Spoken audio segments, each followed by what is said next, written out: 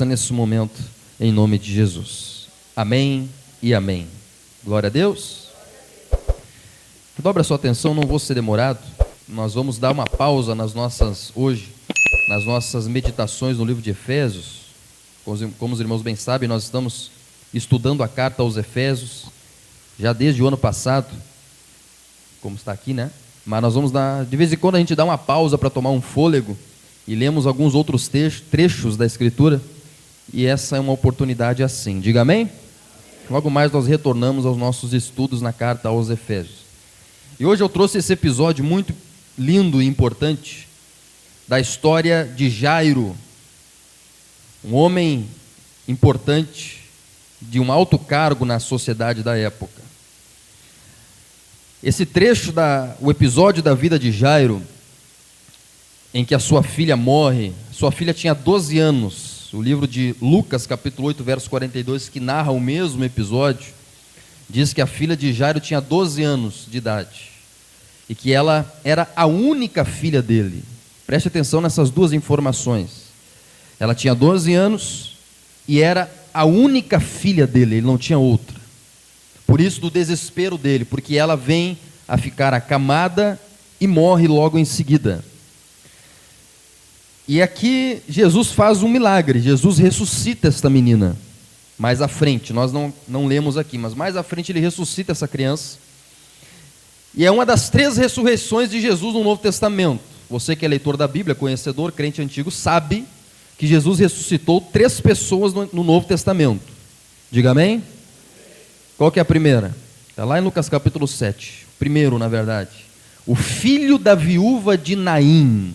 Jesus ressuscitou aquele menino, estava no caixão já, e Jesus tocou e ressuscitou. O segundo está aqui, a filha de Jairo. Jesus ressuscita a filha de Jairo.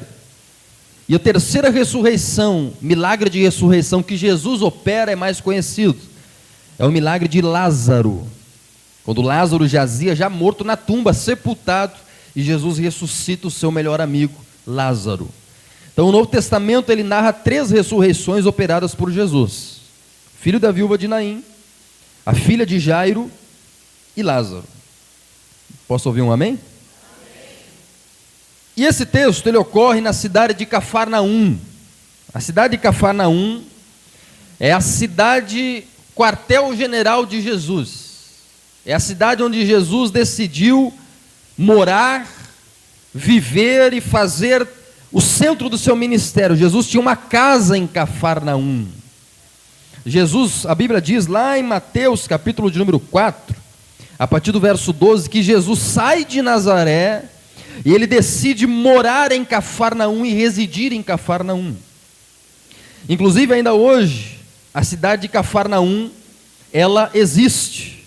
Quando você visita Israel, você vai entrar em Cafarnaum, bem na entrada da cidade tem uma placa, escrito em inglês: Cafarnaum, Town of Jesus, cidade de Jesus. E aí você lá vê algumas ruínas da época de Cristo. Por exemplo, em Cafarnaum você tem as ruínas da casa do apóstolo Pedro. As pessoas visitam, as caravanas visitam. O meu pai, pastor Rogério, esteve lá em 2016, ele trouxe alguns vídeos da visitação ali das ruínas da casa de Pedro, do apóstolo Pedro, ainda estão naquele lugar. Tem até imagens aí, né? Se os irmãos quiserem tirar uma curiosidade, tem as fotos aí da ruína essa exatamente. Aqui as ruínas da casa de Pedro.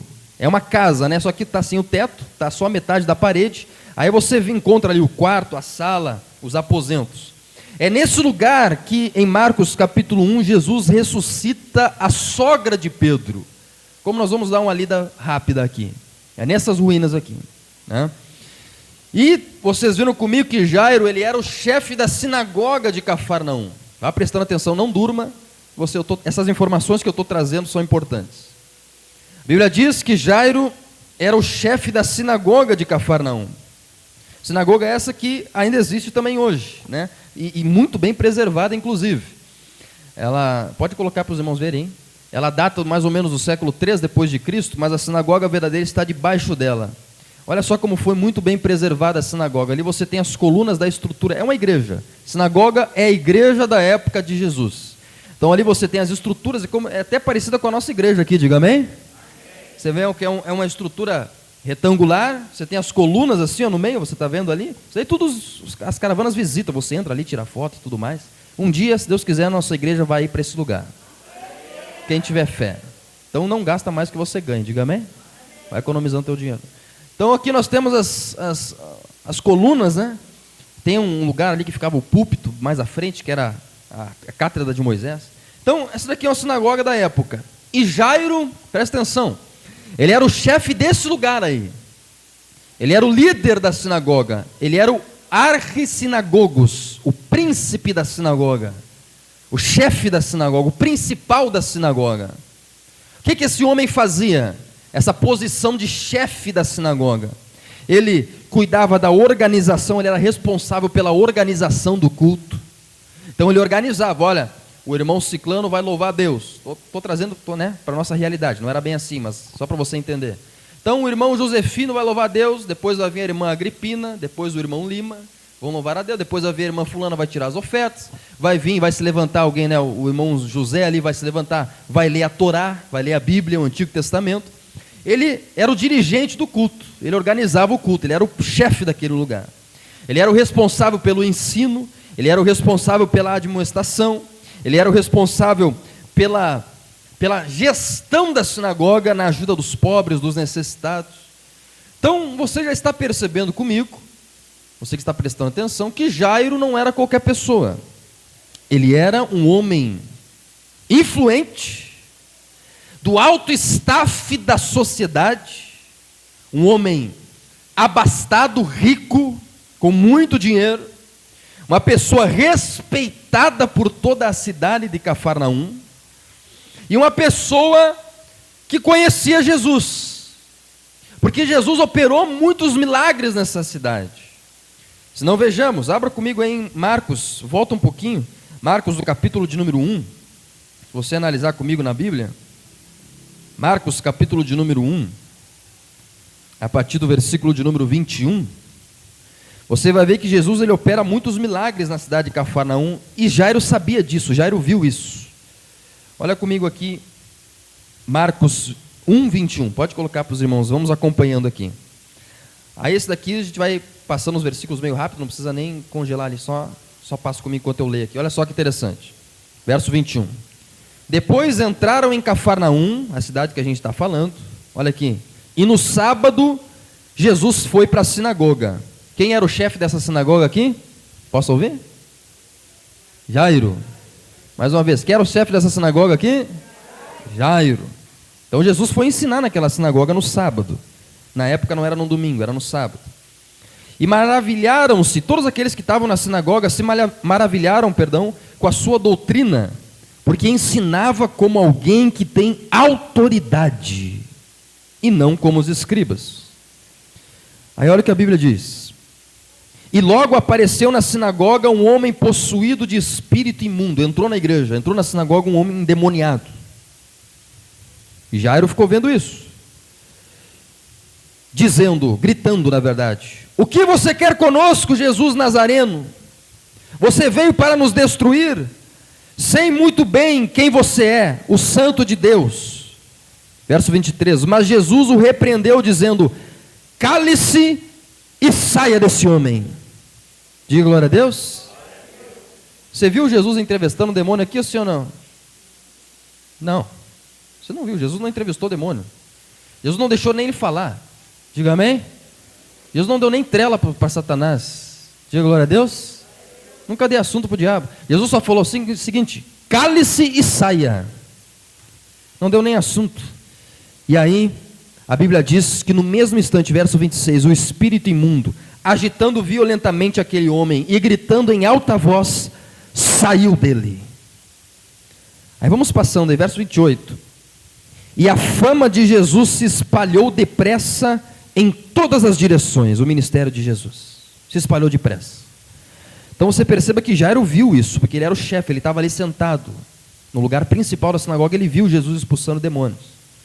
No verso 29 em diante, você tem a cura da sogra de Pedro, né? E saindo da sinagoga, foram com Tiago e João para a casa de Simão e André. aquelas ruínas que eu mostrei para vocês ali antes. Eles foram para aquele lugar ali. Saíram daquele lugar da sinagoga e foram para a casa de Pedro. E ali Jesus faz alguma cura, né? Da sogra de Pedro. Verso 32. À tarde, depois do pôr do sol, trouxeram a Jesus todos os enfermos e endemoniados. Toda a cidade, olha, preste atenção, de Cafarnaum, toda a cidade estava reunida à porta da casa. E ele curou muitos que achavam doentes de todo tipo de enfermidades. Também expulsou muitos demônios, não lhes permitindo que falassem, porque sabiam quem ele era. Glória a Deus. Então você viu comigo que Jesus tocou horror naquela cidade, no bom sentido. Você viu comigo que Jesus, ele trouxe avivamento para aquela cidade.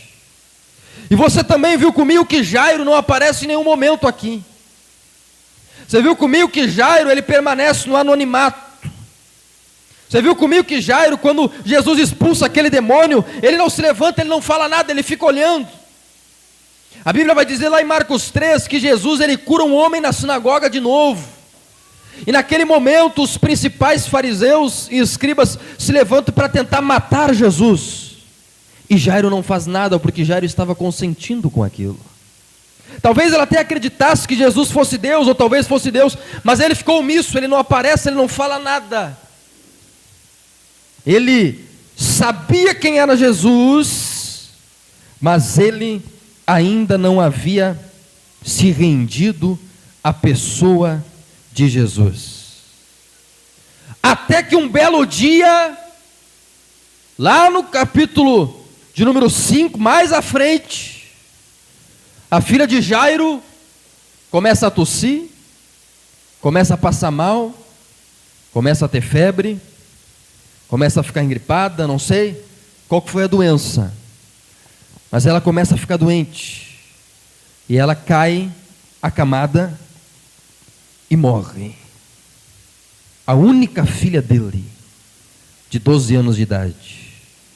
Nesse momento, aí você vê Jairo então, que até então tinha visto Jesus sendo perseguido em Cafarnaum, que até então tinha visto Jesus operar milagres. Talvez Jairo, nesse momento que a filha dele está doente, procura os melhores médicos porque ele tinha dinheiro, procura os melhores necromantes, aqueles que faziam as mais poderosas magias negras, talvez, da época, procura outros recursos, e aqui é conjecturação apenas.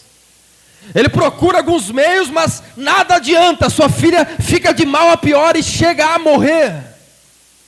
Quando isso acontece, então ele lembra: opa, espera aí, algumas semanas atrás tinha um jovenzinho de 30 anos, que mora ali, na rua tal, número tal, porque Jesus tinha uma casa fixa, que lá na praia estava operando grandes milagres, que na minha sinagoga expulsou demônios, curou um homem com a mão que estava toda mirrada, que eu lembro naquele dia em que toda a cidade se reuniu na frente da casa dele, para ouvir o seu ensino, e baixaram um paralítico do teto, e ele curou aquele homem, o homem saiu andando. Eu lembro daquele dia em que não teve doente que não saiu curado da frente daquele jovem. Posso ouvir um glória a Deus? Não teve endemoniado que não saiu liberto da presença daquele Jesus. Eu lembro. Deixa eu procurar ele, porque talvez ele me ajude, porque agora minha filha está à beira da morte, se já não está morta. Aí ele vai atrás de Jesus, mas ele só vai atrás de Jesus depois que a má notícia chega. Preste atenção que Deus já está falando com você. Ele só procura Jesus no capítulo 5 depois que a crise chega. Ele só procura Jesus no capítulo 5 depois que o sofrimento vem. Jairo é um homem que sabia quem era Jesus, tinha conhecimento a respeito de Jesus, mas preste atenção, conhecer a Jesus não é o mesmo que pertencer a Jesus.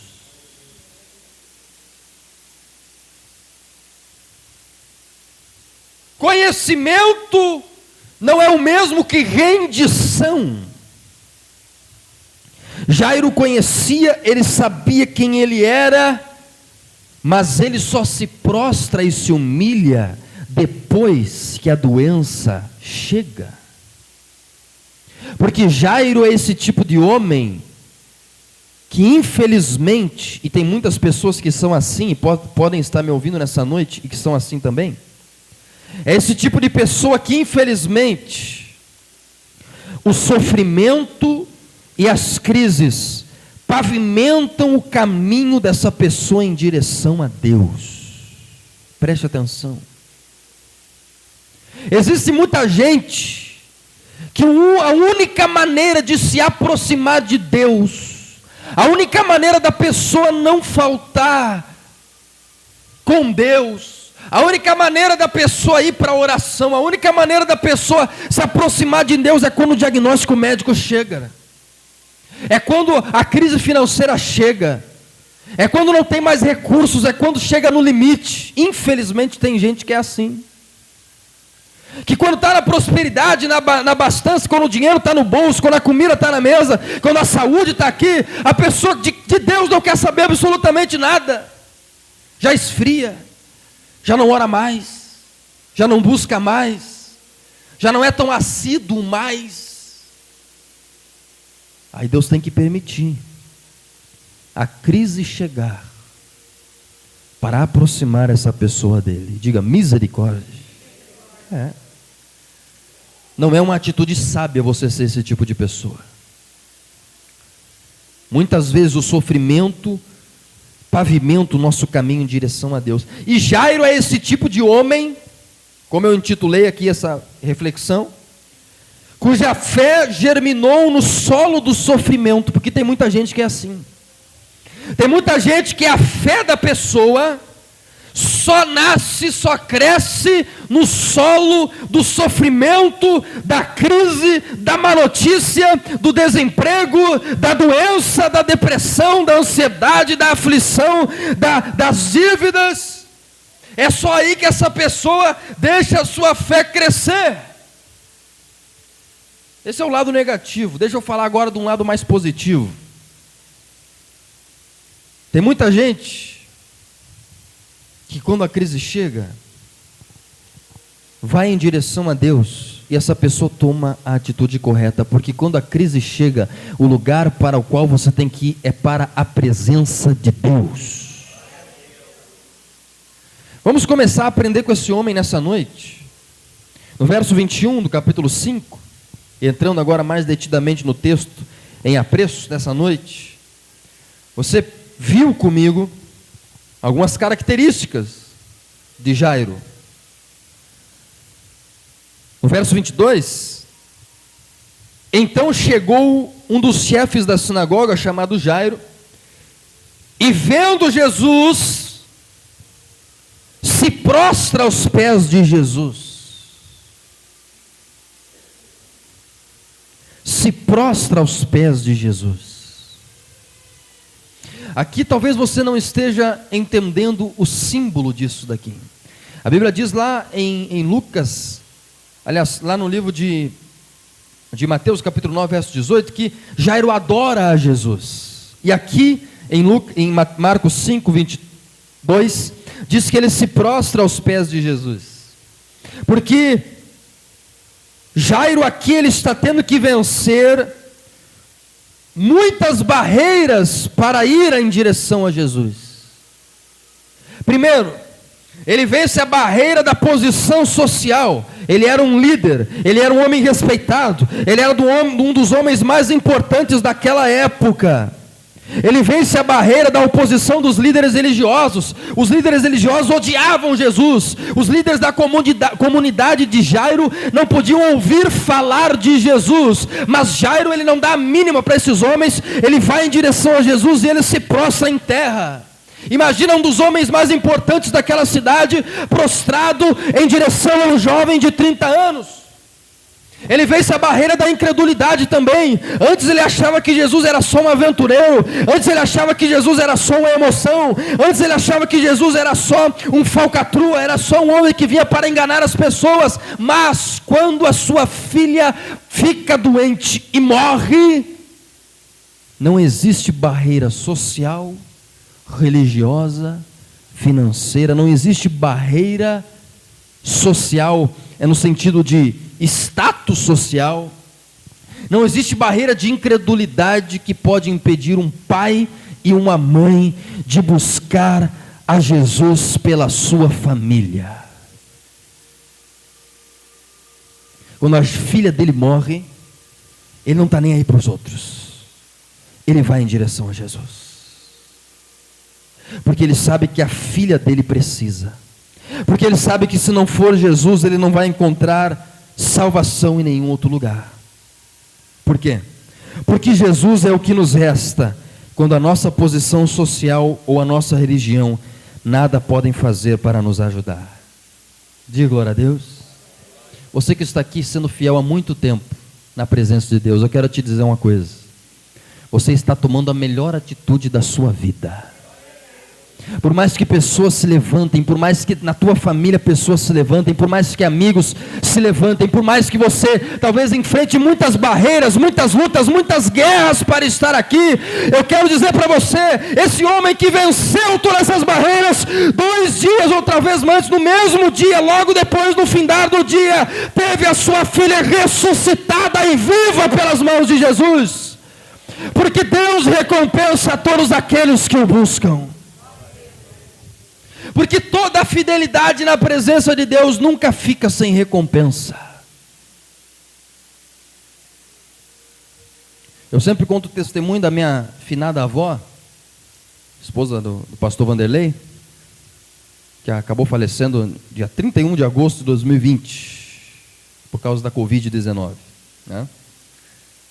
Inclusive as cadeiras, que muitas das cadeiras da nossa igreja era da igreja dela. Diga glória a Deus. Muitos irmãos não tiveram a honra de conhecê-la, mas alguns conheceram e lembram como ela era uma profeta, uma pregadora de Deus. Diga amém? Não sabia ler nem escrever. Eu lembro que ela, quando eu era criança, na frente da igreja dela, foi assim que eu memorizei a Bíblia. Ela me chamava, vem cá, ela pegava neto por neto. Cada neto cada dia que ela fosse pregar. Meu filho, Deus me deu hoje, ela dizia para mim, pega a Bíblia aí. Lê para mim capítulo tal, passagem tal, do livro tal. Aí a gente lia para ela, porque ela não sabia ler. A gente lia, e aí ela ia montando a pregação, enquanto a gente ia ler a passagem. Deus me deu esse versículo aqui, a gente lia para ela, e ela montava a pregação e pregava no culto, e a glória descia. Então, ela me contava o testemunho de que a mãe, né? Era a mãe? A avó Dorica, né? A mãe dela era contra a igreja, inclusive era envolvida com macumbaria, feitiçaria, e era totalmente contra ela ir na igreja, ela e o pastor Vanderlei, e ela sempre contava que saíam abaixo de guerra para ir na igreja, todo culto era uma guerra, e não era só domingo, ela ia segunda, tinha culto de homens, terça tinha culto de mulheres, quarta tinha culto de adolescentes, tinha que levar as crianças, quinta tinha reunião de oração, ela ia todos os dias da igreja, e todos os dias era uma luta para sair de casa, abaixo de gritaria, abaixo de afronta, porque você imagina porque ela morava na mesma casa da mãe, né, de favor, vamos colocar assim, na casa da mãe, no mesmo terreno. Você imagina você morar no mesmo terreno de uma pessoa que é de outra religião, e que tem autoridade, que pode te expulsar da tua casa, pode expulsar do terreno. Então ela tinha essa guerra espiritual, e ela tinha uma casa, e a maior das guerras foi quando ela foi na igreja, e ofertou a casa dela na presença de Deus, a estrutura da casa. Aí foi a pior das guerras. Todo culto era uma guerra, e ela sempre disse que saía, e a mãe gritava, você já está indo lá, dar dinheiro para pastor, você já está indo lá, levando essas crianças, e não era 1, nem 2, nem 3, nem 4, nem 5, nem 6 filhos, era 7, diga glória a Deus. Eu tenho 6 tios, um deles é meu pai, que é o pastor Rogério. Então o pastor Vanderlei é um homem forte, né? Então você imagina uma pessoa sair com 7 filhos abaixo de guerra. 7. Ela falou que teve uma vez que tirava até pela janela. Ou vai 1, vai 2. Escondido para poder ir na igreja. Pagando um preço para poder ir na igreja. Vencendo barreiras como Jairo venceu. Muitas vezes abaixo de afronta. Muitas vezes abaixo de indignação. E talvez na hora ela não visse recompensa nenhuma, ela só via afronta, só via... E cada vez que ela dizia, a mãe dizendo, olha, você vai e você nem precisa mais voltar, porque eu não vou mais te receber aqui na minha casa. E talvez ela não visse na hora recompensa nenhuma. E agora ela já partiu para o Senhor, infelizmente. Ela partiu em 2020, o nosso ministério, nossa igreja aqui no bairro Itararé, já existia no bairro Lídia, mas nós viemos aqui para o bairro Itararé no dia 14 de janeiro de 2021. Então ela não chegou a ver. Mas aí do teu lado está sentado uma recompensa dessa mulher de fé. Foi porque ela não desistiu no momento da afronta. Foi porque ela permaneceu fiel a Deus e venceu as barreiras pela sua família, que o meu pai e os meus tios foram criados na presença de Deus. Que eu fui criado na presença de Deus, e é por causa disso que essa igreja existe, é por causa disso que você está aqui sentado nessa noite. Dela, que acabou de falecer, e do pastor Vanderlei, que está aqui, graças a Deus, conosco, que está vendo hoje os frutos de toda luta, de toda guerra, os frutos que é um pai, uma mãe, ou um avô e uma avó, como é o caso do irmão Jaime, da irmã Irade ali, que são avós que trazem os netos para a igreja. Os frutos de você permanecer fiel, diga glória a Deus, vencer barreiras, toda fidelidade que você vencer na presença de Deus vai ter uma recompensa. Quem consegue ver a sua recompensa aí, dá um glória a Deus aí. Nessa noite Deus vai te dar uma visão da tua recompensa em nome de Jesus. Número 2, lição que nós tiramos, verso 23, ele pede com insistência, ele diz, minha filhinha está morrendo. Essa palavra filhinha é uma palavra grega que significa extrema solicitez, porque era filha única, então extrema delicadeza, é a minha filhinha, a minha única filha. E a Bíblia, ela mostra que ele pede com insistência, ele se prostra, ele está desesperado, ele está desesperado na presença de Jesus. E o idioma original, o grego, aqui ele mostra frases entrecortadas como se fosse uma pessoa soluçando, uma pessoa chorando, uma pessoa desesperada. É um grego que é todo cortado, são frases todas pausadas. E a Bíblia ela expressa isso no português dizendo que ele pede com insistência, dizendo, olha, a minha única filha, a minha filhinha, ela está morrendo, eu tenho fé no Senhor, vem e impõe as mãos sobre ela, e eu tenho certeza que ela vai ser salva, e que ela vai viver. Sabe por quê? Número 2, porque Jesus é a única coisa que nos resta, quando o desespero bate à nossa porta.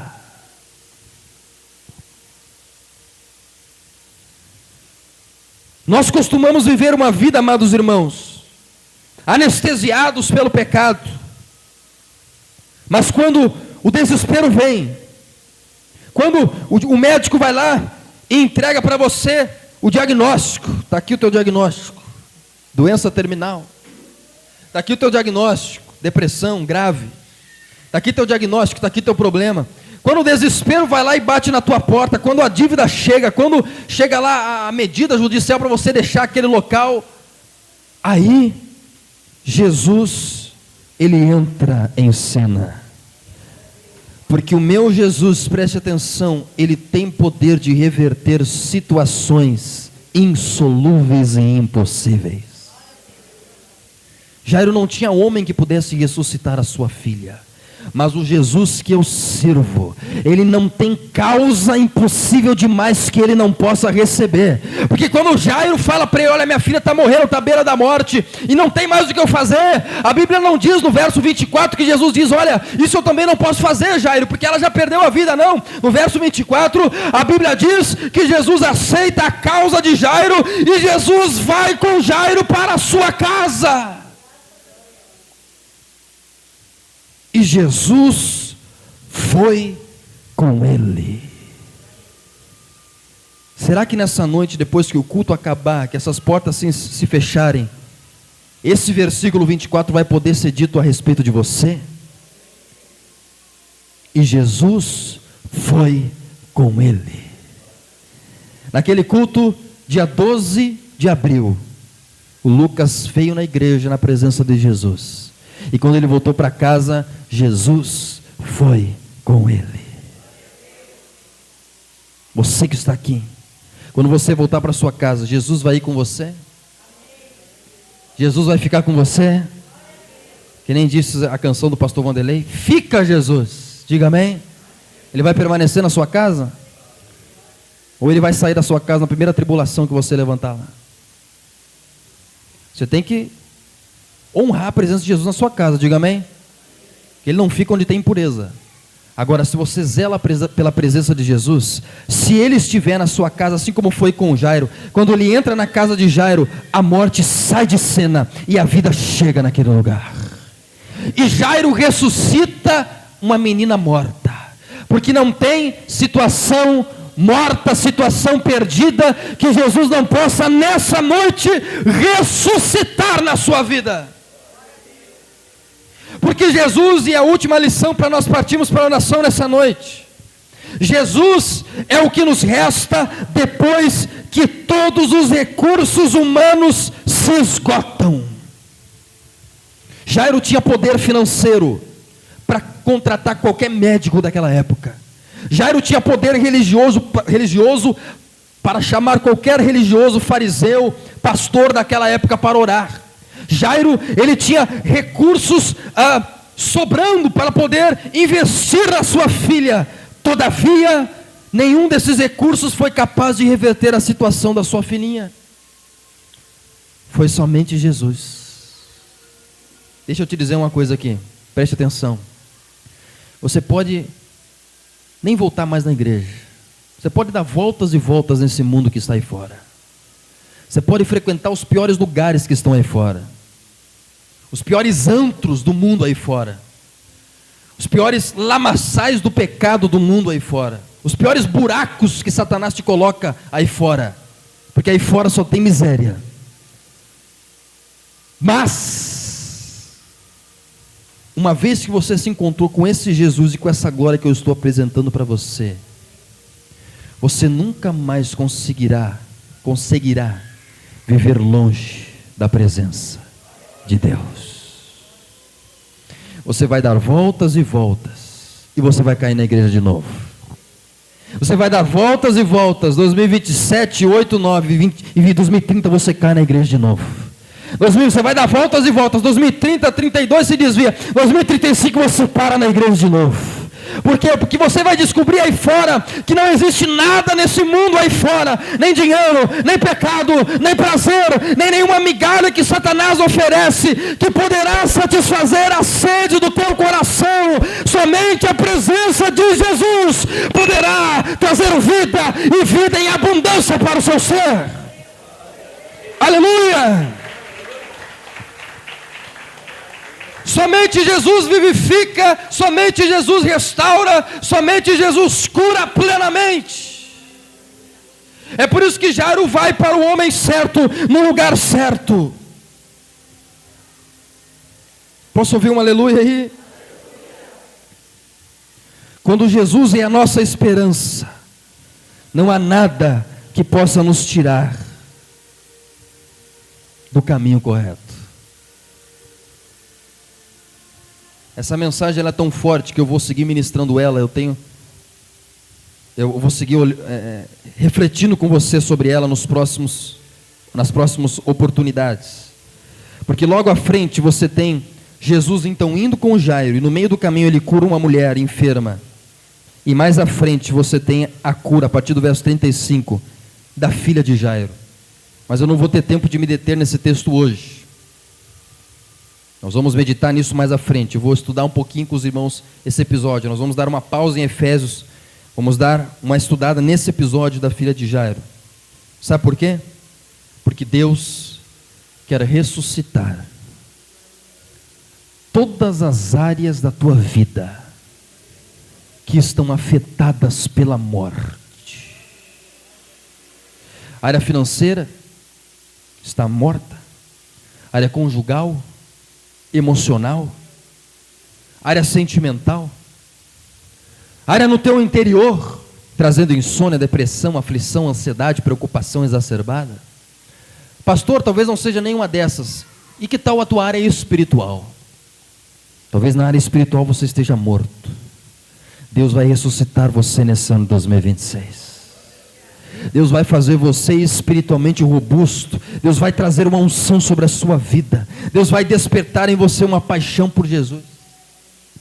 Deus vai ressuscitar a sua vida nessa noite.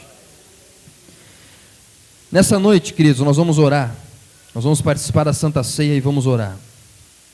Diga amém. Mas Jairo chega, vamos voltar ali para a gente orar agora. E ele diz, ele pede para Jesus, ele se prostra aos pés de Jesus, e ele pede, a minha filhinha está morrendo. Agora quando nós orarmos, você vai fazer a oração de Jairo. Preste atenção, a oração de Jairo. Você vai dizer para Deus, Senhor Deus, o meu casamento está morrendo. Senhor Deus, a minha vida financeira está morrendo, eu estou desempregado, eu estou com escassez financeira. Você vai dizer para Deus, Senhor, eu estou morrendo fisicamente, eu estou doente, eu estou com dor, eu estou morrendo. Você vai dizer, Senhor, o meu filho que está lá em casa, ele está morrendo, ele está afastado, ele está desviado, está perdido. O meu marido, a minha esposa, meu pai, minha mãe, meu tio, meu vizinho, meus amigos. Você vai fazer a oração de Jairo. Qual que é a oração de Jairo? A oração de Jairo é uma oração ousada, em que ele não olha nem para quem está à direita, nem à sua esquerda. Ele se ajoelha, ele se prostra, ele se humilha, ele vence o seu orgulho, ele vence a sua soberba, ele se humilha, se prostra diante de Jesus, clamando com insistência e dizendo, Senhor Jesus, o bairro Itararé está morrendo, ressuscita esse bairro para a tua glória. Eu, como pastor desse bairro, nessa noite vou fazer a oração de Jairo, e eu vou colocar o bairro Itararé na presença de Deus. E quem for mais antigo na fé aqui comigo, aqui da nosso ministério, faça a mesma coisa. Você vai dizer, Senhor Jesus, esse bairro está morrendo, esse bairro está perdido. Você conhece pessoas perdidas nesse lugar, você vai dizer o nome dessas pessoas. E nós vamos orar para que haja um avivamento, uma ressurreição, um despertar nesse lugar. E que a glória de Deus inunde essas vidas. Tem alguém aqui com fé no coração para receber isso? Diga agora a Deus. Você tem fé no seu coração, amado irmão? Então coloque-se de pé nessa noite em nome de Jesus. Aleluia. E nessa noite nós vamos fazer a oração de Jairo. O pastor Vanderlei, que está comigo aqui, vai me ajudar. Nós vamos ministrar sobre cada irmão ou irmã que tem alguma filhinha morrendo, vamos dizer assim. Todos aqui têm alguma área da sua vida que você precisa que Jesus volte para você na segunda-feira. Todos vocês. Todos vocês precisam que Jesus vá com você nessa semana, abrindo as portas do emprego. Diga amém. Trazendo força para você vencer o pecado. Diga aleluia. Qual que foi o segredo de Jairo? O segredo de Jairo foi não deixar Jesus na igreja, foi levar ele para a casa dele. Qual que foi o segredo de Jairo, pastor? O segredo de Jairo foi dizer, Senhor Jesus, aquilo que o pastor Vanderlei acabou de cantar aqui, Senhor Jesus, não fica aqui, não, vem comigo, vem na minha casa. E a Bíblia diz que Jesus vai com ele, porque Jesus não recusa o seu pedido. Jesus não recusa a sua oração. No meio daquela multidão, ninguém convidou Jesus para estar na casa dele. O Jairo foi o único no meio de uma grande multidão que disse, Senhor Jesus, vem na minha casa. E você vai fazer essa oração nessa noite em nome de Jesus. Quem tem fé para isso, diga amém. Feche os seus olhos então nessa noite em nome de Jesus. Nós vamos fazer uma corrente de oração aqui. Dê a mão para essa pessoa que está perto de você nesse momento.